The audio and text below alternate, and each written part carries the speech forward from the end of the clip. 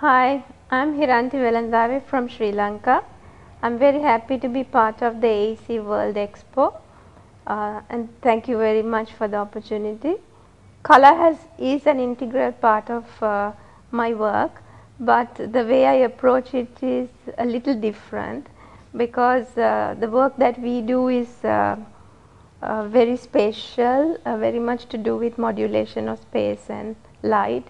So color kind of comes in as a part which fits into this system, and because of that, in the way we design, we don't think of color at the beginning, but usually when projects are done and the building actually comes up, and then I find okay that you need to hold the space in a particular way, or you need to complete the spatial modulation in a particular way, then I bring in color, and then I find that color is like really important, almost as much as a solid hard material like wall. Color somehow completes the totality of that experience. And the type of color we choose of course varies because it depends on the project and what you are trying to communicate with it. And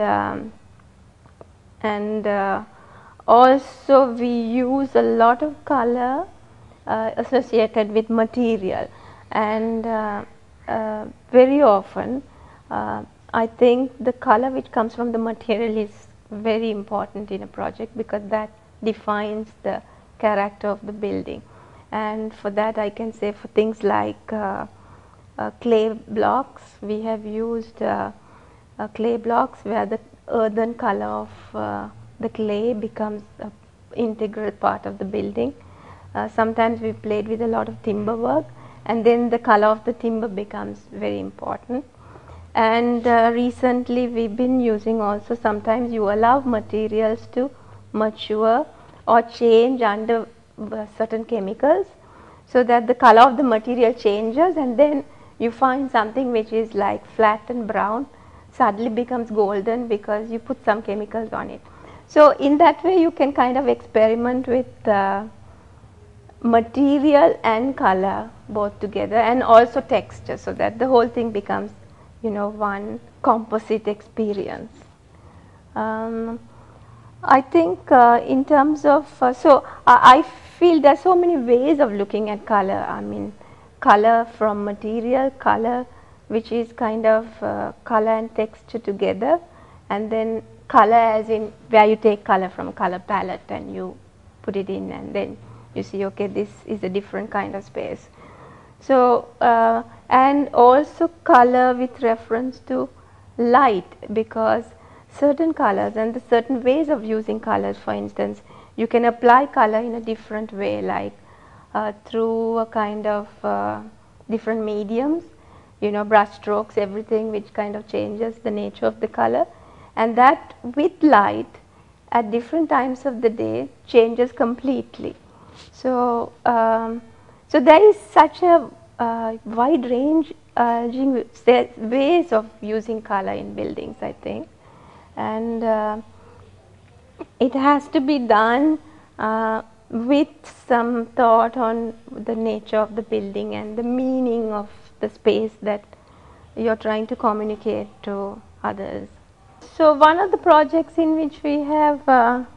used color has become a very strong element is one of my early projects. We have done a house for a Orthodox Muslim family, and it's a very close building. So the internal spaces have a kind of way of enclosing everything, and there was this one area in the middle where we had scooped out almost the center so that the outside could come in, and this was very much related to the nature of the type of building I was doing for them, because in this building women usually stay indoors and work indoors a long time. So I wanted to have this feel of the outside of nature, light within the building, although it is a very closed, enclosed type of space. So we used a strong earthy color, which is a kind of a I would say like a rust orange kind of thing on the outside, and this part of the space where this color comes in kind of went in like a tunnel into the building. So it's kind of you're trying to kind of emphasize this aspect of the outside being brought in into the mass of the building and kind of very emphatically stating. We've also experimented with using color from materials in a recent refurbishment which we completed. It's for the Heritage Tea Factory, a hotel in Sri Lanka in Kandapola, and there what we used was it's an old heritage building, and because it's a factory, it was a factory and converted to a hotel, we wanted to somehow communicate this use the idea of the industrial aesthetic in the way we install the interior. So one of the materials we chose was metal, and we allowed the metal to corrode, so that with corrosion the metal kind of changed and it got this very beautiful rust color, which I don't think you can ever find in a color palette. And because the rust is so varied and it has a kind of gradients of colors, which you might actually be able to achieve it using a lot of colors one on top of the other, plus with that beautiful texture.